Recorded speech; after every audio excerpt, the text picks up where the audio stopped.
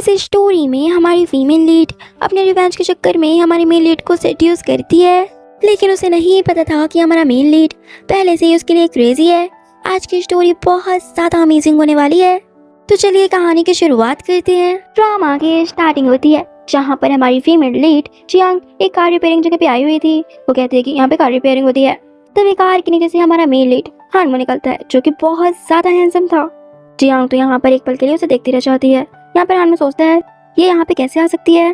तभी यहाँ पर उसका रेंच नीचे गिर गया था। जियांग उसके रेंच को उठाती है और उसे देती है और उसकी हैंड को टच भी कर रही होती है सेड्यूस करते हुए। हानमो तो उसे ले लेता है और कहता है कि तुम्हारी कार में क्या खराबी है। जिया फिर सोचती है और कहती है कि लगता है मेरी कार का जो इंजन है ना वो खराब हो गया है, तुम्हें चेक करना है। हानमो जैसे जाने वाला था, जियांग तो यहाँ पे उसका हाथ पकड़ लेती है और उसकी बॉडी और उसे टच करने लग गई थी। कहती है कि कार को रिपेयर करना कितना ज़्यादा टफ होता है, कठिन होता है, मैं तुम्हें सपोर्ट करूंगी। हान कहते हैं कि मेरा सपोर्ट करना तुम्हारे लिए काफ़ी ज़्यादा एक्सपेंसिव होगा, क्या तुम इसे अफोर्ड कर पाओगी। जियांग कहती है कि ऑफ कोर्स मैं तुम्हारे साथ सोना चाहती हूँ। हानमो इतना सुनते साथ ही जियांग को उठाकर एक सोफे पर पटक देता है और कहता है कि क्या तुम श्योर हो कि तुम मेरे साथ सब कुछ करना चाहती हो। जियांग कहती है कि मैं न केवल तुम्हें सपोर्ट करूंगी बल्कि तुम्हारे साथ भी दूंगी। इतना कहकर तो जियांग हानमो के ऊपर लैप में बैठ जाती है और उसे किस करने लग गई थी और फिर यहाँ पर ये लोग नाइट स्पेंड कर लेते हैं। फिर बाद में यहाँ पर हानमो की आइस ओपन होती है। यहाँ पर तो अपने चेस्ट पर एक चिट देखते हैं जिस पर जियांग का नंबर लिखा हुआ था। फिर तभी यहाँ पर हानमो को कॉल आ जाता है। कॉल वाला पर्सन कहता है कि मुझे तुमसे कुछ चीज़ों के बारे में बात करनी है, तुमने जांच की है, तुम्हारा यूज़ कर सकती है। जियांग फैमिली की सबसे बड़ी डॉटर, वो हमें पसंद नहीं करती बल्कि हमारा यूज़ करना चाहती है क्योंकि उसके घर में उसे बुली किया जाता है और उसे चीट भी किया गया है। वो सबसे रिवेंज लेना चाहती है, वो तो तुम्हारा भी यूज़ कर सकती है, तुम्हें बच के रहना होगा। हानमो कहता है कि जियांग को सोचते हुए कि मैं उसका यूज़ होने के लिए भी रेडी हूँ। फिर यहाँ पर कॉल वाला पर्सन कहते हैं तुम्हारे मोलेट का क्या होगा जो तुम्हें नहीं मिल सकती। यहाँ पर तो हानमो से तो उसका फ़ोन ही कट कर देता है और जियांग की चिट देखते हुए कहता है कि ये लड़की तो काफ़ी ज़्यादा इंटरेस्टिंग है। तो दूसरी साइड यहाँ पर जियांग तो घर पे आ गई हुई थी। यहाँ पर तो उसके पेरेंट्स और स्टेप सिस्टर स्टेप मॉम लोग बैठी हुई थी। स्टेप मॉम तो यहाँ पर लिली की बड़ाई करते हुए कहती हैं मेरी डॉटर तो प्रेग्नेंट है और वो जियांग फैमिली के लिए है, एक कॉन्ट्रैक्ट का साधन है, इतने पैसे वाले को लेकर वो प्रेग्नेंट है। लिली कहती है कि वो मुझसे मैरिज करने के लिए रेडी है, लेकिन वो मुझसे मैरिज तब करेगा जब मैं इस बेबी को बर्थ दे दूंगी। यहाँ पर तो उसके पेरेंट्स लोग कहते हैं कि जब हमारी लिली की मैरिज होगी तो हमें तो काफ़ी सारे डाउरी के रूप में भी चीज़ें तैयार करनी होगी। जियांग इनकी सारी बातें साइड से खड़े होकर चुपचाप सुन रही थी। यहाँ पर लिली के फादर कहते हैं कि जब ये सब कुछ हो जाएगा हमारी कंपनी के लिए भी बहुत सारा प्रॉफिट हो जाएगा, फिर मैं अपनी कंपनी को भी लिली को ही दे दूंगा और उसके शेयर भी दे दूंगा। फिर यहाँ पर तो ये लोग बात करने लगे थे, कहते हैं कि डायरेक्टर का क्या करें, उसे भी तो हमें खुश करना होगा, तभी तो हमारी कंपनी के लिए फ़ायदा होगा। स्टेप मॉम कहती है कि जियांग का क्या, जियांग हमारे लिए भी कुछ हद तक उपयोगी है, अगर वो उससे मैरिज करना भी नहीं चाहती तो भी हम उसका यूज़ तो कर ही सकते हैं। मैं उसके पानी में कुछ मेडिसिन वगैरह डालकर उस डायरेक्टर वॉन्ग के बेड पर भेज दूंगी। साइड से तो यहाँ पर ये सब सुन के जियांग को बहुत ज़्यादा गुस्सा आ जाता है। फिर वो अपने घर के अंदर आ जाती है और कहती है कि मेरी प्यारी स्टेप मॉम जी, तुम सचमुच एक जर्क हो, तुम लोगों को मेडिसिन देने के लिए इतनी ज़्यादा आदि हो गई सबको रिझाया है। यहाँ पर तो स्टेप मॉम को गुस्सा आ जाता है और कहती है तुम्हारी इतनी हिम्मत कि तुम मेरे बारे में ऐसी ऐसी बातें बोल रही हो। जियांग कहती है कि ढूंढ वरी तुमको बस नहीं सुनाऊंगी। और फिर फादर को कहती है कि फादर आप इतने ज़्यादा बुढ़े हो गए हो, आप भी कम नहीं हो, आप तो बेवकूफ़ों के सरदार ही हो। यहाँ पर तो फादर भी गुस्से में खड़े हो जाते कि तुम कैसे बोल रही हो सब। जियांग कहती है कि आप लोगों को तो शर्म आनी चाहिए, आप लोग एक तो मुझे किसी और के बेड पे भेजने की बात कर रहे हैं और अपनी बैठी बैठाई लड़की को वैसे बोल रहे हैं। वो तो उसको क्या वो बहुत अच्छा काम करके आई है कि मैरिज से पहले ही प्रेग्नेंट होकर बैठ गई। यहाँ पर लिली कहती है कि हम कपल हैं और वैसे भी मेरा बेबी बहुत ज़्यादा रिच होने वाला है। जियांग कहती है कि भले ही तुम यहाँ पर प्रेग्नेंट हो लेकिन ये कॉमन बात है बोलने के लिए, तुम्हारा दिमाग तो अभी भी खाली का खाली है। लिली के पेट में थोड़ा सा पेन होने लग गया था। लिली कहती है मुझे बहुत ज़्यादा दर्द हो रहा है। स्टेप मॉम तो यहाँ पर उसकी तरफ देखने लग गई थी और कहती क्या हुआ बेटा। और जियांग के ऊपर गुस्सा निकालते हुए कहती है कि अगर मेरी बेटी की बेबी को कुछ भी हुआ तो फिर तुम देख लेना कि तुम्हारा क्या हश्र होगा, मैं तुम्हें माफ़ कभी भी नहीं करूँगी। फैमिली को तो ठीक है, शेन फैमिली तुम्हें माफ़ नहीं करेगी। यहाँ पर जियांग कहती है कि शेन फैमिली से पहचानती भी है क्या इसको, जब ये प्रेग्नेंट हो गई है इसकी देखभाल करने के लिए यहाँ पर तो किसी को भेजा तक नहीं है और ना ही इसे बुलवाया। और रही बात इससे चक्कर चलाकर बैठी है, उसका दर्जा इतना ऊपर है ही नहीं, उसके बड़े भाई का ज़रूर है, असली जिम्मेदार व्यक्ति उसका सेकंड अंकल है। यहाँ पर जियांग कहती है कि मुझे आपकी स्किन से जेलसी होती है। यहाँ पर तो स्टेप मॉम बिल्कुल शर्माते हुए कहती है कि क्या सच में मैं इतनी ज़्यादा सुंदर हूँ, मैंने केयर भी तो की है। जियांग कहती है कि नहीं, तुम्हारी स्किन केयर करती हो कि शायद इस वजह से होगी ना, वरना तुम शक्ल दिखाने लायक हो भी नहीं। यहाँ पर तो फिर से उनको मिर्ची लग जाती है और कहती है बदतमीज़ लड़की, इतनी बदतमीज़ी कहाँ से सीखी है। फादर यहाँ पर जियांग के नेक पे कुछ नोटिस करते हैं और कहते हैं तुम्हारे नेक पे क्या लगा है। जियांग कहती है कि नहीं, मैं तो यहाँ पर किसी मेल मॉडल के साथ नाइट स्पेंड करके आई हूँ। फादर कहते हैं कि मुझे रिग्रेट हो रहा है कि मैंने तुम जैसी डॉटर को जन्म दिया है। मुझे तो तुम्हें ऊपर ही पहुंचा देना चाहिए था छोटे में ही, तुम इतनी ज्यादा कैरेक्टरलेस हो। तभी यहाँ पर लिली के फोन पे तो किसी का मैसेज आ गया था जिसमें जियांग की वही फोटो थी मिस्टर मो के साथ। यहाँ पर लिली हानमो की पिक देखकर कहती है तो मैकेनिक है। लिली कहती है कि अभी अभी किसी गरीब से मैकेनिक के साथ ही नाइट स्पेंड करके आई है, इतना गर्व की फिर क्या ही बात है।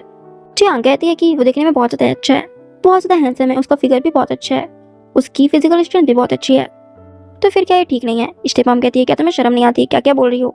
लिली कहती है कि तुम्हें एक मैकेनिक भी पसंद आ गया, फिर तुम्हें तो डायरेक्टर जियांग जरूर पसंद आ जाएंगे, तुम इस फैमिली के लिए इतना योगदान तो कर ही सकती हो।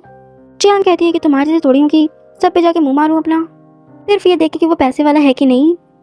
दूसरी तरफ यहाँ पर तो हानमो को कोई कॉल कर रहा होता है और उसे पता चल जाता है कि जियांग फैमिली का एड्रेस। लिली तो यहाँ पर जियांग के ऊपर हाथ उठाने वाली थी, जियांग उसके ऊपर उल्टा हाथ उठा देती है उसका हाथ पकड़ कर, और पीछे से यहाँ पर हेनजी भी आ गया होता है। यहाँ पर लिली को पकड़ते हुए कहते हैं कि क्या तुम ठीक हो, दर्द तो नहीं हो रहा है ना बेबी को भी, तुमको भी। हेनजी कहता है कि मुझे पता है कि तुम मुझे पसंद करती हो, लेकिन इस वजह से सिर्फ तुम उसे हाथ नहीं उठा सकती उसके ऊपर। जियांग तो यहाँ पर कहती है सच कहूँ तो तुम सचमुच बहुत ज्यादा हैंडसम हो, बहुत ज्यादा क्यूट हो, और इतनी अच्छी खासी तुम्हारी हाइट भी है। यहाँ पर तो हेनजी मुस्कुराने लग गया था और ब्लश करते हैं। जियांग कहती है कि जब तुम इस तरह फूल की तरह मुस्कुराते हो तो मैं सचमुच बहुत ज्यादा पसंद करती हूँ, लेकिन तुम एक रोस्टिक पोएम लिखने की पाते हो। हेनजी कहता है तुम्हारी हिम्मत कैसे हुई मेरे बारे में ऐसा बोलने की, तुम तो हंस कर मेरा मजाक ही उड़ा रही हो। लिली कहती है कि एक वाइल्ड गर्ल है, बहुत सारे लोग साथ खिलवाड़ करती रहती है, और उसे वही हानमो वाली पिक दिखाता है जहाँ पर जिया उसे किस कर रही होती है। हानमो उस पिक को देख के सोचता है ये मैन मुझे तो फैमिलियर से क्यों लग रहा है। स्टेपम कहती है कि खैर इससे क्या ही फर्क पड़ता है, लिली के टमी में जो बेबी है वो तुम्हारा खून है। हेनजी कहता है कि जियांग मुझे पता है कि तुम मुझे पसंद करती हो, लेकिन तुम इस वजह से खुद को ह्यूमिलिएट नहीं कर सकती। खैर ब्यूटीफुल तो तुम भी कम नहीं हो, तुम्हारा ये फेस मुझे पसंद है। लिली कहती है कि तुम क्या बकवास कर रहे हो। हेनरी तो एक नंबर का ठरगुल्ला था और कहता है कि अभी तो लिली प्रेग्नेंट है, तुम चाहो तो मैं तुम्हारे साथ कंटिन्यू कर सकता हूँ। जियांग तो यहाँ पर उसका हाथ मोड़ती है, उसे किक करती है और कहती है कि तुम रियलिटी में एक पागल मेढक हो। यहाँ पर तो हेनरी के बहुत जोर से लगी थी, वो तो उठ भी नहीं पा रहा था। यहाँ पर तो हेनरी जियांग के ऊपर हाथ उठाने वाला था, जैसे ही वो उसके ऊपर हाथ उठाता तब यहाँ पे मिस्टर लू आ जाते हैं और उसे हेलमेट फेंक के देते हैं। जल्दी से जियांग के पास आकर कहते हैं कि तुम क्या ठीक हो। यहाँ पर तो फादर कहते हैं जियांग के कि क्या तुम जानते हो कि तुमने किसके ऊपर हाथ उठाया है, अब तुम पूरी जिंदगी जेल में सड़ते रहोगे। हानमो कहता है कि एक नजर से बोलो कि मुझे खुलकर देख ले कि मैं हूँ कौन। यहाँ पर तो हेनरी की आंखों में बहुत तेज लगी थी, इस वजह से वो अपनी आंखें नहीं खोल पाता और कहता है कि मुझे परवाह नहीं कि तुम जो भी हो, मैं सेन फैमिली को तुम्हें ऊपर ही पहुंचाने के लिए कहूंगा, तुम्हें इसका बहुत ज्यादा रिग्रेट होगा। यहाँ पर हानमो कहता है कि एक हारा हुआ व्यक्ति जैसे सेन फैमिली वाले मुंह तक नहीं लगाते, यहाँ तक कि वो डोर के अंदर एंटर भी नहीं हो पाता, और वो ऑर्डर दे रहा है कि सेन फैमिली से वो क्या ही करवा लेगा, क्या वैल्यू है तुम्हारी, क्या इज्जत है सेन फैमिली में, क्या तुम्हें नहीं पता। यहाँ पर हेनरी सोचता है किसे कैसे पता कि मेरी सेन फैमिली में कोई इज्जत नहीं है। फिर यहाँ पर तो जियांग कहती है कि मैं बहुत ज्यादा बकवास उनके पक्के ही चलते हैं यहाँ से। हेनरी तो यहाँ पर अभी बकवास किया जा रहा था कि एक घटिया सा मैकेनिक है। जियांग कहती है कि एक मिनट रुको, फिर वो बम पे किक करती है और बोलती है कि अब चलो, और फिर वहाँ से वो चली जाती है। बाद में जियांग हानमो से पूछती है कि तुम मुझे इतना पसंद क्यों करते हो। वो तो यहाँ पर जियांग की बातें नहीं सुनता और उसे इग्नोर करते हुए उसके पैर की इंजरी पे चोट पे मेडिसिन लगा रहा होता है। यहाँ पर जियांग कहती है कि तुम्हारी सर्विस कैसे चेंज की जाए। यहाँ पर मिस्टर हानमो तो उठकर सीधे उसे किसी करने लग गया था। फिर यहाँ पर ये लोग नाइट स्पेंड कर लेते हैं। बाद में यहाँ पर मिस्टर मो बैठा हुआ था, वो कॉल पे किसी से बात कर रहा होता है। कहता है कि मैं जियांग से मैरिज करना चाहता हूँ, इसलिए मैरिज करना है मुझे, और मेरी मैरिज बहुत ज्यादा ग्रैंड होनी चाहिए। यहाँ पर तो जियांग की तरफ वो देखते हुए सोचता है तुम्हें मेरी जिंदगी में वापस आने के लिए थैंक यू। तो उस तरफ यहाँ पर हेनरी और लिली सेकंड अपने अंकल के लिए गिफ्ट लेकर जा रहे थे, और मैं आपको बता दूं कि सेकंड अंकल कोई और नहीं बल्कि हानमो ही है। तभी यहाँ पर लिली तो कुछ गिफ्ट गिर जाते हैं। यहाँ पर हेनरी चिल्लाने लग गया था उसके ऊपर और कहते हैं कि तुम्हें पता भी है कि 2.5 मिलियन का है और कितनी ज़्यादा एक्सपेंसिव है और उनको हमें देना होगा। लिली कहती है लेकिन हम उनके लिए सारे गिफ्ट्स लेकर क्यों जा रहे हैं। हेनरी कहता है कि क्या तुमने सुना नहीं है क्या कि सेकंड अंकल की कोई गर्लफ्रेंड भी है, और सेकंड अंकल को खुश करने के लिए उनकी गर्लफ्रेंड को तो खुश करना ही पड़ेगा। फिर यहाँ पर ये लोग तो उसके डोर के पास खड़े हो गए थे, तभी उनसे कुछ सामान गिर जाता है, वो दोनों उठाने लगते हैं। सामने पे डोर ओपन होता है, वहाँ पर तो हानमो और जियांग खड़े हुए थे। वो उन दोनों एक दूसरे को एक पल के लिए देखते हैं, फिर वो अपनी आँख को दोबारा से रब करके देखते हैं तो वहाँ पे तो एक मेट खड़ी हुई थी। वो बंदा कहता है कि आपको क्या काम है, आप यहाँ पे क्या कर रहे हैं। हेनरी कहता है कि ये तो मेरा घर है ना, मुझे तो आने दो, सेकंड अंकल क्या मैं मिलने के लिए आया हूँ। वो बंदा कहता है कि यहाँ पे कोई सेकंड अंकल नहीं रहता, तुम किसी और दिन आना और देख लेना फिर, और तुम गलत जगह पर आए हुए हो। यहाँ पर लिली कहती है लेकिन मैंने अभी तो उस जियांग और उस मैकेनिक को देखा था, यहाँ पे खड़े हुए थे। हेनरी सोचता है अब तो लगता है मुझे वो जियांग खुली आंखों से भी दिखने लग गई है। तभी यहाँ पर हेनरी को कॉल आ जाता है जहाँ पर उसे पता चलता है कि उसके सेकंड अंकल ने उसके लिए एक बहुत ग्रैंड मैरिज रखी है, और यहाँ पर ये लोग तो बहुत ज्यादा खुश हो जाते हैं। हेनरी कहता है फिर तो हमारे पूरे शहर भर में बहुत ज्यादा इज्जत पड़ जाएगी इस ग्रैंड मैरिज की वजह से। तो उसी साइड यहाँ पर तो हानमो जियांग से कहता है कि मैं तुम्हारे लिए कुछ टॉनिक उबालने के लिए कहा है, क्योंकि तुम्हारी बॉडी में थोड़ा एनर्जी भी आ जाए। यहाँ पर तो जियांग उसके हाथ वगैरह टच कर रही होती है उसकी बॉडी पे। हानमो कहता है कि तुम तो बड़ी शरारती हो। हानमो कहता है कि इस टॉनिक का टेस्ट अच्छा है। जियांग कहती है लेकिन तुमसे ज्यादा अच्छा नहीं है। जियांग मन में सोचती है मैं तुम्हारा थोड़ा सा एडवांटेज तो उठा ही सकती हूँ, मुझे उस लिली और हैंजी को सबक सिखाना है। नेक्स्ट सीन हमें यहाँ पर लिली और हैंजी का दिखाया जाता है। यहाँ पर वो लोग तो बड़े खुश थे और कहते हैं कि हमारे सेकंड अंकल ने हमारे लिए इतनी अच्छी मैरिज अरेंज की है जो कि काफ़ी ज़्यादा ग्रैंड है, जिससे ये पता चलता है कि वो हमारी भी कितनी ज़्यादा वैल्यू करते हैं। यहाँ पर तो हैंजी बहुत ज़्यादा डींगे हाँकते हुए कहते हैं कि अभी जब वो हमारे लिए इतनी ग्रैंड मैरिज भी अरेंज करते हैं तो वो आपको कुछ मिलियंस डॉलर्स दे ही सकते हैं बिजनेस कॉन्ट्रैक्ट के तौर पर। यहाँ पर तो जियांग के फादर लोग तो जियांग की बुराई करने लगे थे, कहते हैं कि तो बिल्कुल ऐसे ही है, जियांग तो बहुत ज़्यादा बिगड़ चुकी है। तभी वहाँ पे जियांग की एंट्री होती है। जियांग कहती है कि लगता है कि जब मैं आसपास नहीं होती हूँ तो मुझे बहुत ज़्यादा याद किया जाता है। ये कहती है कि तुम यहाँ पे क्या कर रही हो। जियांग कहती है खैर हम सिस्टर्स जो हैं, तुम्हारी मैरिज तो हो रही है ना, इसलिए मैं तुम्हें एक बहुत अच्छा सा गिफ्ट देने के लिए आई हूँ। और लिली को एक फोटोज वगैरह कुछ देती है। लिली तो यहाँ पर बिना फोटोज देखे उसे फेंक देती है और यहाँ पर सभी लोग पीछे जो खड़े थे वो फोटो उठाकर देख लेते हैं। यहाँ पर तो एक बंदा कहता है ये तो लिली है ना, इसको देखकर लगता है किसी और को हक की हुई है, ये तो हैंजी नहीं लग रहा है। यहाँ पर तो हैंजी बहुत ज्यादा गुस्सा करने लग गया था। तभी फादर कहते हैं कि हर किसी का एक पास्ट होता है, आप चिंता मत करिए, इसके पहले में जो भी बेबी है वो आपका ही है। लिली जियांग के ऊपर गुस्सा करते हुए कहती है कि ये सब तुमने जानबूझकर किया ना और उसके ऊपर हाथ उठाने वाली थी। यहाँ पे जियांग उसका हाथ पकड़ते हुए कहती है कि क्या तुम चाहती हो कि तुम्हारी न्यूज़ बहुत ज़्यादा वायरल हो कि तुम लू फैमिली की डॉटर इन लॉ कितनी ज़्यादा बिगड़ैल है जो अपनी मैरिज वाले दिन लोगों के ऊपर हाथ उठाती है, बेवजह ही उसे लड़ना पसंद है। लिली तो यहाँ पर बहुत ज़्यादा गुस्से में थी। यहाँ पर तो वो जियांग को धक्का दे देती है, जियांग तो नीचे गिरने वाली थी। तभी यहाँ पर हानमो आकर उसे पकड़ लेता है जिससे वो नीचे नहीं गिर पाती। यहाँ पर लिली कहती है देखो तुम्हारा पुअर आशिक आ गया तुम जैसी टूटी हुई कार को ठीक करने के लिए। और यहाँ पर हानमो से कहती है कि तुम फिर से यहाँ पर मुंह उठाकर क्यों आ गए। यहाँ पर तो हैंजी लिली को एक स्लैप चढ़ देता है और कहता है कि तुम किससे बकवास कर रही हो, यही मेरे सेकंड अंकल है। यहाँ पर तो लिली शॉक हो जाती है। लिली बस नहीं बल्कि यहाँ पे जियांग भी शॉक हो जाती है और कहती है कि तुम सेकंड अंकल हो। जियांग कहती है कि क्या तुम सेकंड अंकल हो। यहाँ पर तो हैंजी कहता है क्या तुम्हें मेरा गिफ्ट पसंद नहीं आया। जियांग मन में सोचती है मैंने तो गलत व्यक्ति को पहचान लिया, लेकिन ये मेरी हेल्प क्यों कर रहा है। फिर जियांग मन में सोचती है अगर मैं इसका यूज नहीं करती तो मैं सबसे बड़ी फोली कहलाऊंगी। लिली तो यहाँ पर बौखला जाती है और कहती है ये तो एक कार मैकेनिक है ना, एक मैकेनिक, लेकिन ये तुम्हारा सेकंड अंकल कैसे हो सकता है, कैसे। यहाँ पर हैंजी कहता है कि मैं ये सच तो बताना नहीं चाहता था, लेकिन यही मेरे सेकंड अंकल है, ठीक तुमने मुझे जानबूझकर फंसाया है ना। यहाँ पे मिस्टर हानमो कहते हैं तमीज से बात करो वरना मैं तुम्हें तीसरा चांस नहीं दूंगा अपने बड़ों के प्रति डिसरिस्पेक्ट करने के लिए। जियांग कहती है कि रहने भी दो, आखिरकार ये जूनियर्स हैं। और कहती है ली से कि तुम हमसे माफ़ी मांग लो, ये तुम्हारे लिए अच्छा होगा, वरना नहीं तुम्हारी बदनामी हो जाएगी कि बेटी को तमीज़ तक नहीं आती है बात करने की, कोई भी फैमिली एजुकेशन नहीं है। लिली यहाँ पे जिद प्यार जाती है और कहती है कि मैं तुमसे हरगिज माफ़ी नहीं मांगूंगी। यहाँ पे हैंजी से फोर्स करता है, कहता है कि मांग लो माफ़ी, हमारे लिए अच्छा है। अब यहाँ पर लिली के पास कोई ऑप्शन नहीं होता, फिर वो कहती है कि मुझे माफ़ कर दो। और यहाँ पे बहुत गुस्से में बोल रही होती है। जियांग कहती है ठीक है अब सुमुहूर्त में देरी मत करो, मैरिज की कंटिन्यू करो। बाद में यहाँ पर इन लोगों की मैरिज होने लगती है और यहाँ पर इन्हें बड़ों को अपनी टी पिलाना था। यहाँ पास तो हानमो और जियांग को बैठा दिया जाता है। लिली कहती है कि मैं इसको नहीं पिलाऊंगी कोई टी वगैरह, क्या पता कि सेकंड अंकल की वाइफ बनती भी है कि नहीं, कंफर्म थोड़ी ना है। तभी यहाँ पर हानमो कुछ कार्ड्स को बुलाता है और वहाँ पर अपनी विरासत को मंगा लिया था और एक बॉक्स से उसमें से एक बैंगल निकालकर जियांग को दे देता है। यहाँ पर सभी लोग बातें करने लगे थे कि ये स्पेशली लू फैमिली के डॉटर इन लॉ के लिए बना है। और यहाँ पर अनाउंस करते हुए कहते हैं कि अब से जियांग लू फैमिली की नई मालकिन है। फिर यहाँ पर ये हैंजी और लिली को भी नील डाउन होकर उन्हें टी पिलानी पड़ती है। यहाँ पर तो लिली को बहुत ज़्यादा गुस्सा आ रहा होता है, उसे ना चाहते हुए भी उसे टी दिलानी पड़ती है। फिर यहाँ पर तो जियांग वही वाला नेकलेस ले आती है और कहती है कि तुमने गिफ्ट मुझे इतने प्यार से दिया तो मुझे तो यह पहनना ही था, इस वजह से वो गिफ्ट वो पहन लेती है। यहाँ पे कहती है कि इतना महंगा इसे गिफ्ट देने की जरूरत ही नहीं थी, पूरे 2.5 मिलियन मेरे खर्च हो गए। हैंजी कहता है तुम कहना क्या चाहती हो।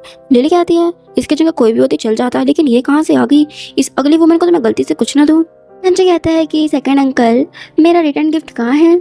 यहाँ पर हानमो कहता है कि मैंने तुम्हें गिफ्ट दे दिया था, लेकिन इस लिली ने उस गिफ्ट को उतनी टाइम फाड़ दिया। फिर यहाँ पर लिली को याद आता है कि उसने फाड़ दिया, पर तो उनकी पूरी फैमिली बिल्कुल पागलों की तरह ढूंढने लग गई थी एक एक पीस को कि कहाँ पे पड़ा है। यहाँ पर तो हेनरी को लिली के ऊपर बहुत ज़्यादा गुस्सा आता है और कहते हैं कि पागल वुमेन। यहाँ पर तो ये लोग चूहे बिल्ली की तरह लड़ने लग गए थे। हेनरी कहता है कि तुमने मुझे सेड्यूस किया था, तभी मैं तुम्हारे पीछे पड़ गया। लिली कहती है कि तुम ही एक नंबर के ठरकुल्ले थे, मेरे पीछे पड़ गए। जी हाँ, तुम्हें खुद को टच नहीं करने देती थी, इस वजह से तुम मेरे पीछे आए, और यहाँ पर आकर तुम मुझे चीप बोल रहे हो। यहाँ पर तो ये दोनों ने एक दूसरे के बाल पकड़ लिए थे। हेनरी कहते हैं कि मैं तुम्हें डिवोर्स देना चाहता हूँ। इनकी तो आज ही मैरिज हुई थी और ये लोग आज ही डिवोर्स लेने की बात कर रहे होते हैं। लिली कहती है कि तुम मुझे डिवोर्स देने की हिम्मत करोगे, सोचना भी मत, तुम्हारा शुरू से लेकर काला चिट्टा सारा कुछ मेरे पास है। तब यहाँ पर लिली के पेरेंट्स आ जाते हैं और कहते हैं उन लोगों को छुड़ाते हुए कि लिली प्रेग्नेंट है, उसके मूड स्विंग होते रहते हैं, तुम उसके साथ अच्छा बिहेव करो। जियांग और हानमो यहाँ से पहले ही चले गए थे और ये सब कुछ जियांग बैठकर फोन पे देख रही होती है और कहती कि बड़ा मजा आ गया देखकर, मुझे वहीं पे होना चाहिए था, थोड़ा बहुत और भी मजा ले लेती खड़े खड़े। तभी वहाँ पे हानमो आता है, कहता है कि क्या तुम्हें मेरे दिया गया गिफ्ट पसंद आया। जियांग कहती है कि ऑफ कोर्स बहुत ज्यादा। फिर जियांग कहती है कि तुम मेरे बारे में सब कुछ सच पहले से ही जानते हो, तो फिर तुमने मेरी हेल्प क्यों की। हानमो कहते हैं कि तुम जियांग को इस वजह से मैंने तुम्हारी हेल्प की, एंड तुम मुझे धोखा देने की हिम्मत भी मत करना, उसका परिणाम बहुत बुरा होगा। जो कि मैं एक बिजनेसमैन हूँ, मैं हमेशा ही अपना प्रॉफिट देखकर कुछ भी करता हूँ, इसलिए इतना कहकर तो यहाँ पर हानमो जियांग की मुंडी पकड़ उसे किस करने लग गया था। मन में सोचता है कि जियांग लगता है तुम मुझे भूल गई हो, इस बार तुम खुद मेरे पास अपने से चल कर आई हो, इसलिए मैं तुम्हें फिर से भागने नहीं दूंगा। यहाँ पर तो हानमो उसके नेक पे किस करने लग गया था। जियांग सोचते कि मुझे नहीं पता कि तुम्हारा क्या पर्पस है मेरे करीब आने का, आई थिंक मेरी बॉडी, अगर तुम यही चाहते हो तो फिर मैं तुम्हें खुद का यूज करने दूंगी, और साथ में मैं तुम्हारा यूज करूंगी अपने मॉम का रिवेंज लेने के लिए। मुझे अपने मॉम के कातिल को ढूंढना होगा सबूत के साथ। और यहाँ पर ये लोग नाइट स्पेंड कर देते हैं। नेक्स्ट सीन में जियांग यहाँ पे कार में बैठी हुई थी और वो सोचती है कि मुझे अपनी मॉम के रिवेंज के लिए क्या करना चाहिए, जो कि मेरी मॉम अचानक से उनकी डेथ हो गई और वो इस दुनिया से चली गई। और यहाँ पे उसके हाथ में कुछ फोटोज भी थी। नेक्स्ट सीन में जियांग एक ब्रेसलेट को देख रही होती है और कहती है कि आखिर हानमो इतना ज़्यादा केयरिंग है, इतना बोल कर तो वो ब्लश कर रही होती है और कहती है कि मेरी हार्ट बीट इतनी फास्ट क्यों है। नेक्स्ट सीन में यहाँ पर तो ग्रैंडमा लोग आए हुए थे, लो फैमिली के। तेरे तो यहाँ पर उन्हें गिफ्ट वगैरह दे दी है और उन्हें अपनी तरफ से मनाने की कोशिश कर रही थी। यहाँ पर तुझे जी फिर भी होश होने की एक्टिंग करती है। यहाँ पर ग्रैंडमा कहती हैं कि इसे क्या हो गया है। यहाँ पर हेनरी बताता है कि जो सेकंड अंकल की वाइफ है, उन्होंने इसे नील डाउन करवाया था मैरिज वाले दिन, तब से इसके घुटनों में बहुत ज़्यादा दर्द है। यहाँ पर तो सभी ग्रैंडपा एंड ग्रैंडमास लोग तो जियांग के खिलाफ ही बताने लग गए थे। तभी वहाँ पर जियांग एंट्री करती है और कहती है कि तुम लोग को शर्म नहीं आती, से बकवास करते हुए। लिली कहती है कि यहाँ पे कितने सारे लोग हैं, तुमने सिर्फ एक ही गिफ्ट रेडी कर रखा है। जियांग कहती है कि ये मेरा गिफ्ट ऐसा है कि ये एक ही काफ़ी है और मुझे होप है कि ये गिफ्ट सबको पसंद आएगा। लिली कहती है कि तुमने ये सब सामान रोड शॉप जगह से लिया है ना, जहाँ पे बहुत सस्ता मिल जाता है, ऊपर से तुमने इतनी कंजूस हो कि तुम एक ही लेकर आई हो। यहाँ पे ग्रैंडमा कहती है क्या तुम हम पर थोड़े पैसे भी खर्च नहीं कर सकती। लिली तो अपनी होशियारी के चक्कर में उसका गिफ्ट छीन लेती है और कहती है कि मैं भी तो देखो क्या लेकर आई है, और उसको खोलती है तो वो तो टूट जाता है। लिली कहती है कि इतना बेकार से गिफ्ट लाई हो कि खोलते साथ टूट गया, और ग्रैंडपा के पास जाकर उस गिफ्ट को रख देती है। ग्रैंडपा उस गिफ्ट को देखते हैं और शॉक हो जाते हैं, और वो गिफ्ट टूट गया था। फिर वो लिली को आकर एक स्लैब चढ़ देते हैं। ग्रैंडपा कहते हैं कि पागल लड़की, ये कोई नॉर्मल चीज नहीं है बल्कि स्पिरिचुअल आध्यात्मिक चीजें हैं। फिर तो उस चैट को देखते हुए कुछ स्पिरिचुअल चीजें पढ़ने लग गए थे। यहाँ कहती है कि ग्रैंडपा मुझे लगता है कि इन सब के पीछे इस लिली का ही हाथ है, लिली की वजह से ये आपदाएं आ रही हैं। लिली कहती है कि क्या तुम मुझे कोस रही हो। जियांग कहती है कि तुम पागल वगैरह हो क्या, तुम्हें पता भी है इस चैट में कितनी ज्यादा पावर होती है। इस चैट को लोग कब से वर्षों से मानते आ रहे हैं, तुमने इस चैट को तोड़ दिया, इसकी वजह से पूरी सैन फैमिली भी तबाह हो सकती है। यहाँ पर तो ग्रैंडमा कहती है कि दोनों का ही बहुत अच्छा गिफ्ट है। जियांग उसके गिफ्ट को देखती है और कहती है कि ये मोती तो नकली लग रहे हैं। फिर यहाँ पे ग्रैंडमा और आंट लोग भी देखती हैं और कहती है कि हाँ ये तो नकली है, और यहाँ पे लिली के ऊपर चिल्लाने लग गई थी कि तुम हमें इस तरह की बेकार चीजें ला के दे रही हो। यहाँ पर तो फिर लिली टॉन्ट मारती है, कहती है कि तुमने अभी बिल्कुल न्यू एक्सपेंसिव नेकलेस पहना हुआ है, क्या सेकंड अंकल तुम्हारे ऊपर बहुत पैसे खर्च करते हैं। लिली कहती है कि हाँ ऑफ कोर्स करते तो हैं, रही बात तुम्हारी, तुमने तो आज फुल कपड़े पहन रखे हैं, क्या है जो तुम पर पैसे खर्च नहीं करता। खैर कर भी क्या सकती हो, वो कमाते ही कहाँ हैं। लिली हैंडिस कहती है कि तुम्हारी वजह से मुझे तेरे इंसल्ट सहनी पड़ रही है, तुम मुझ पर तो बिल्कुल पैसे खर्च नहीं करते। यहाँ पे थर्ड आंट कहती है कि तुम्हारे हस्बैंड का पैसा भी हमारा है। यहाँ कहती है कि अपने लव बर्ड दिखाते हुए, वो क्या है ना, आपके और मेरे बीच बहुत अंतर है, और अंकल के जो आप बात कर रही हैं थर्ड अंकल की, तो उनमें भी 20 सालों का अंतर है। फिर यहाँ पर सभी लोग बैठ के तो जियांग को ही बुली करने की कोशिश कर रहे होते हैं और कहते हैं कि तुम हमें टी पिलाओ नील डाउन होकर। जियांग कहती है मैं नील डाउन नहीं होगी, मैं मुझे डर है कि कहीं गर्म पानी उन्हें पिलाने से आपकी जीभ न जल जाए, आप इतने तो ओल्ड जो हो रखे हो। वो लोग तो उसे फोर्स करते हैं कि तुम नील डाउन होकर हमें पिलाओ। तभी वहाँ पर हानमो आ जाता है और कहता है कि मेरी वाइफ को कोई भी बुली नहीं कर सकता। और एक कार्ड निकालते हुए कहता है कि इस कार्ड में 300 मिलियन है, उसको जो जरूरत है वो खरीद सकती है। यहाँ पर हेनरी कहता है कि क्या आप इस लड़की के चक्कर में सचमुच ब्लू फैमिली की बुजुर्गों का सम्मान नहीं करते। हानमो कहता है कि तुम्हें बड़ों के सामने इस तरह बात करके और अपनी सीट से उठकर बात करना क्या ये सम्मान की बात है? और वैसे भी मैं अपनी विरासत में चियांग का नाम भी जुड़वा रहा हूँ। यहाँ पर लिली तो हेनरी को धक्का देती है। हेनरी कहता है कि क्या हुआ? लिली कहती है कि अंकल आप मुझे तो देख सकते हो कि मैं प्रेग्नेंट हूँ। हानमो कहता है कि क्या ये बेबी सचमुच हेनरी का ही है? फिर यहाँ पर हानमो कुछ पेपर्स दिखाता है और कहता है कि तुम तो फरवरी में प्रेग्नेंट हुई थी ना। मुझे तो यहाँ पर गुस्से में आ जाता है और कहता है कि हम तो मार्च में मिले थे। यहाँ पे हेनरी कहता है कि मैं तुमसे डिवोर्स लेना चाहता हूँ। उसे घसीटते हुए वहाँ से ले जाता है। यहाँ पर तो हेनरी ने उसको ले गया था लिली को अपने साथ। और यहाँ पर सभी जो बुजुर्ग लोग बैठे हुए थे, यहाँ पर तो ये लोग चियांग को ही टारगेट करने की कोशिश कर रहे थे। यहाँ पे हानमो कहता है कि आज से आप लोगों को जो मेरी कंपनी से जितना भी फायदा प्रॉफिट मिल रहा था वो मिलना बंद हो जाएगा। आप लोगों ने मेरी वाइफ को टारगेट करने की, शर्मिंदा करने की कोशिश की है। मैं ये अधिकार किसी को नहीं देता। बाद में यहाँ पे हानमो और जियांग घर पे आ गए होते हैं। जियांग तो उसे डायरेक्ट किस ही कर देती है।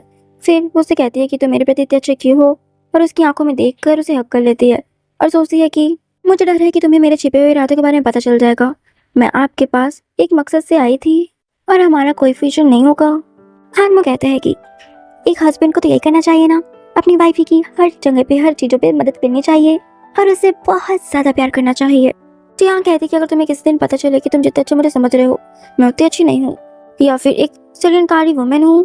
पहले जियांग यहाँ पे आगे कुछ बोल पाती है। जिस उसकी मुंडी पकड़ उसे किसी करने लग गया था। एक ब्रेक करके कहते हैं कि योजना बताओ ना, अच्छी बात है। अगर मैं तुम्हारे आसपास ना रहूँ तुम अपनी रक्षा स्वयं कर सको। अब मुझे बस इस बात की परवाह है कि तुम क्या चाहती हो। मैं उसे तुम्हें पाने में मदद करूंगा, एक क्वालिफाइड हस्बैंड बन के दिखाऊंगा। जियांग सोचती है कि क्या ये सब कुछ जानता है। फिर यहाँ पर ये लोग किस वगैरह करते हुए यहाँ पे नाइट स्पेंड कर लेते हैं। नेक्स्ट सीन में मॉर्निंग का दिखाया जाता है।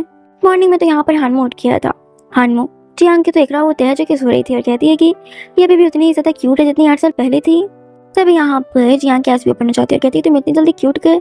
हानमो कहता है कि मैं तुम्हें कुछ और टाइम देखना चाहता था। जियांग कहती है कि क्या तुम्हारा रात भर में मन नहीं करा मुझे देख देख कर। हानमो तो यहाँ पर फिर से ब्लैंकेट कवर कर लेता है और ये लोग फिर से शुरू हो जाते हैं। फिर बाद में यहाँ पर हानमो जियांग से कहता है कि अब उठ जाओ, बहुत लेट हो गया है। जियांग कहती है कि थोड़ा देर और सोने दो ना। तभी हानमो कहता है कि मुझे तुम्हें कुछ दिखाना है और उसे प्रेशर दिखाते हुए कहता है कि इसमें सारे सबूत हैं कि आंटी की डेथ कोई दुर्घटना नहीं थी। इसके पीछे तुम्हारे फादर जियामिन थे जिन्होंने पैसे का गबन किया और उन्हें ऊपर पहुंचा दिया। जियांग कहती है कि तुम्हें सब कुछ पता है।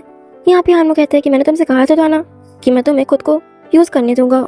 नेक्स्ट सीन में यहाँ पर तो जियांग अपने फादर को कुछ गुंडे से कुटवा कर उनसे चुकलवा लेती है कि उन्होंने ही उसकी मॉम की डेथ करवाई थी। और यहाँ पर फिर वो उन्हें पुलिस को दे देती है।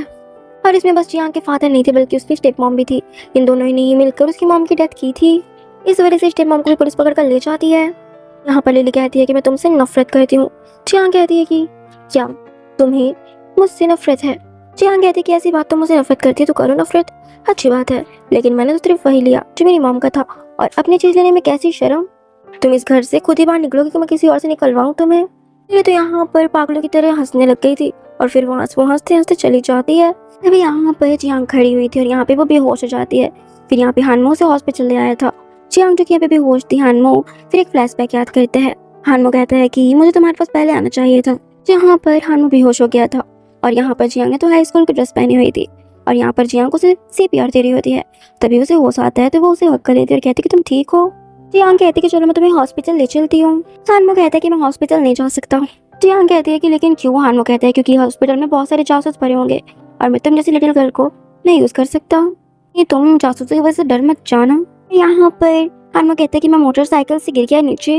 जियांग कहती है कि मैंने टीवी पे देखा है जिस पर बाइक बनाते हैं मैकेनिक, उनको भी तो चोटें लग जाती है ना, इसमें तुम्हें हॉस्पिटल जाना ही पड़ता है। जियांग कहती है कि क्या तुम्हारे पास पैसे नहीं है क्या? हानमो कहता है कि मैं ठीक हूँ। जियांग कहती है ठीक है फिर मैं यहाँ से जाती हूँ। जियांग वहाँ से जाने वाली थी। हानमो कहता है कि तुम्हारा नेम क्या है? जियांग कहती है कि मेरा नेम जियांग है। इतना कहकर वो उससे बाइक करते हुए वहाँ से चली जाती है और तभी से हानमो की वो क्रश बन गई थी। तभी जियांग को होश आ जाते हैं। हानमो कहते हैं कि क्या तुम अब ठीक महसूस कर रहे हो? जियांग कहती है कि पहले से बहुत ज़्यादा बेटर महसूस कर रही हूँ। तभी वहाँ पे एक डॉक्टर आते हैं। जियांग उसे देखकर कहती है कि तुम? डॉक्टर मुझे कहते हैं कि तुम कैसी हो? वो उसकी तरफ हैंडशेक करने के लिए आगे बढ़ाते हैं और यहाँ पर तो हानमो पहले उसका हाथ पकड़ लेता है और कहता है कि मेरा नेम हानमो है और मैं जियांग का हस्बैंड हूँ। एक्चुअल में मोचेन जियांग का फ्रेंड था। मोचेन कहता है कि अगर उसकी रिपोर्ट्स नॉर्मल आती है तो फिर उसे छुट्टी दे दी जाएगी, अगर कुछ प्रॉब्लम होती है तो फिर छुट्टी नहीं दी जाएगी। नेक्स्ट सीन में हानमो तो यहाँ पे जियांग को वॉल से पिन कर रखा था। जियांग कहती है तुम्हारे साथ क्या गलत है। हानमो कहता है कि मुझे तुम्हारा उस मोचन के साथ रहना पसंद बिल्कुल नहीं है। यहाँ पर जियांग कहती है कि क्या तुम्हें जेलसी हो रही है। हानमो कहता है कि हाँ हो रही है। तो जियांग कहती है कि डोंट वरी, जेलस होने की कोई जरूरत नहीं है, मैं मोचन को अपना बड़ा ब्रदर मानती हूँ। जियांग कहती है कि मैं तुम्हें पसंद करती हूँ और अभी से नहीं हमेशा से ही। जब मैंने तुम्हें कार की मरम्मत करते हुए फर्स्ट टाइम देखा था तभी से ही मैं तुम्हारी तरफ अट्रैक्ट हो गई थी। हानमो कहता है कि वो हमारी फर्स्ट मुलाकात नहीं थी। जियांग कहती है तो फिर हम क्या पहले भी मिल चुके हैं। फिर यहाँ पर हानमो से एक पर्स देता है। जियांग कहती है ये मेरा पर्स तो नहीं है। हानमो कहते हैं कि क्या तुम्हें वो व्यक्ति याद है जिसे तुमने 8 साल पहले गली में बचाया था रास्ते पर। जियांग कहती है कि मुझे लगा कि तुम्हें मुझसे फर्स्ट साइड लव हो गया। मुझे क्या पता था कि तुम मुझे सिर्फ बचाने के लिए ही मुझसे लव करते हो, वैसे ही मेरी तरफ आकर्षित हो गए हो। यहाँ पर जियांग कहती है कि अब तो मुझे लग रहा है कि तुम मुझसे प्यार करने का वादे की परियोजना जो है बना रहे हो। तभी यहाँ पर हानमो कहता है कि तुम्हारा अनुमान सही है और उसे उठा कर ले जाता है। नेक्स्ट सीन में लोग नाइट स्पेंड कर लेते हैं और यहाँ पर मॉर्निंग टाइम दिखाया जाता है। बाद में तो यहाँ पर मोचन आया हुआ था जियांग के घर पर और उसके लिए कुछ गिफ्ट्स लाया हुआ था। यहाँ पर तो जियांग ब्रेकफास्ट कर रही होती है और यहाँ पे मूवी बैठा हुआ था। यहाँ पे मोचन कहता है कि तुम्हें बचपन से ही एप्पल्स बहुत ज़्यादा पसंद है। यहाँ पर तो हानमो को बहुत ज़्यादा जेलसी हो रही थी और उन्हें गुस्सा भी आ रहा होता है। यहाँ पर जियांग फिर उसे कहती है कि हाँ तुम्हें भी तो पसंद है ना, और तुम भी खाओ, और उसे खिलाने वाली थी। यहाँ पे हानमो तो उसके पैर पे थिंक टच कर रहा होता है। जियांग को तो बहुत अजीब लगता है। वो हानमो की तरफ देखती है। हानमो जो कि कोई रिएक्शन ही नहीं दे रहा था। हानमो तो वापस से उसको टच करने लग गया था नीचे से। जियांग कहती है कि शायद मेरी कुछ तबीयत खराब है, मैं थोड़ा सा वॉशरूम से होकर आती हूँ। हानमो कहते हैं कि मेरी वाइफ की तबीयत खराब है, मैं भी तुम्हारी हेल्प कर देता हूँ। और वो भी जियांग के पीछे जाता है और वहाँ पर जाकर उसे वॉल से पिन कर देता है। जियांग तो बहुत जोर से हंसने लगती थी और कहती है कि तुम इतने ज़्यादा जेलसी क्यों करते हो। हानमो तो को यहाँ पे जियांग को किस करने वाला था, तभी यहाँ पर जियांग को वॉमिटिंग सा लगने लग गया था। वो जल्दी से वॉशरूम के अंदर जाती है। हानमो कहते हैं कि मेरी किस्से से वॉमिटिंग सा लगता है। फिर कुछ टाइम बाद जियांग बाहर आती है। हानमो कहते हैं क्या तुम ठीक हो। जियांग कहते हैं कि मुझे लगता है कि मैं प्रेग्नेंट हो गई हूँ। वो तो यहाँ पे बहुत ज़्यादा खुश हो जाते हैं और कहते हैं कि चलो हॉस्पिटल चलते हैं जल्दी से। बाद में जब ये लोग रास्ते पे जा रहे होते हैं, कार पे तो यहाँ पास लिली बैठी हुई थी और कहती कि मेरी जिंदगी नरक बनाने के बाद तुम सोचती कि तुम बहुत अच्छी लाइफ जियोगी। और यहाँ पर वो जियांग का एक्सीडेंट करने वाली थी, तभी बीच में हानमो आ जाता है जिससे उसका एक्सीडेंट हो जाता है। जियांग तो बहुत ज़्यादा घबरा जाती है और उसे हॉस्पिटल भिजवाती है। मोचन कहता है कि डोंट वरी, मैं उसे जरूर बचा लूंगा। बाद में जियांग तो यहाँ पे हानमो के पास बैठी हुई थी। हानमो कहते कि तुमने मुझे बचा लिया। जियांग कहती कि मैंने नहीं बल्कि मोचन ने बचा लिया, तुम्हें उसे थैंक यू करना चाहिए। मोचन का नेम सुनकर हानमो तो मुंह बनाता है। तभी हानमो कहते कि मेरे हार्ट में बहुत तेज पेन हो रहा है। जियांग तो बहुत ज़्यादा वरीड हो जाती है और कहती है क्या हुआ तुम्हें, क्या हुआ। हानमो फिर उसकी मुंडी पकड़ उसे किस कर लेता है और साइड से ये सब चीज़ें मोचन भी देख लेता है। हानमो फिर कहता है किस बैक करते हुए कि बहुत दिनों से तुम्हें किस नहीं किया, मैं बस तुम्हें किस करना चाहता था। जियांग कहते हैं तुम जब देखिए फ्लर्टी करती रहते हो, क्या तुम अभी पेशेंट की तरह बिहेव नहीं कर सकते। फिर यहाँ पर अंदर मोचन आ जाता है और हानमो कहते हैं कि मुझे तबीयत अच्छी नहीं लग रही है। यहाँ पर मोचन जियांग से कहते हैं कि तुम रेस्ट कर लो, वो ठीक है, वो नटंकी कर रहा है। मोचन यहाँ पर हानमो से कहते हैं कि इतनी चोट भी नहीं लगी है तुम्हें जो तुम नटंकी कर रहे हो। हानमो तो यहाँ पर मुंह बना रहा होता है वियर्ड सा। तभी मोचन जियांग से कहते हैं कि तुम प्रेग्नेंट हो। मुझे लगा था कि मैं मौके का फायदा उठाऊंगा, लेकिन अब मेरे पास कोई चांस नहीं है। यहाँ पर तो हानमो को रिपोर्ट देखकर बहुत ज़्यादा खुश हो जाते हैं और जियांग की तुरंत मुंडी पकड़ किस करने लग गया था। और यहाँ पर ये दोनों ही बहुत ज़्यादा खुश थे। मोचन भी यहाँ पर उन्हें खुश देखकर खुश था। इसी के साथ हमारी इस स्टोरी की एक हैप्पी सी एंडिंग हो जाती है। तो फ्रेंड्स, आप लोगों को ये स्टोरी कैसी लगी कमेंट में ज़रूर बताइएगा। और अगर ये स्टोरी पसंद आई हो तो प्लीज़ मेरे चैनल को सब्सक्राइब और इस वीडियो को लाइक शेयर कर दीजिएगा। जल्दी मिलूंगी एक न्यू स्टोरी के साथ, तब तक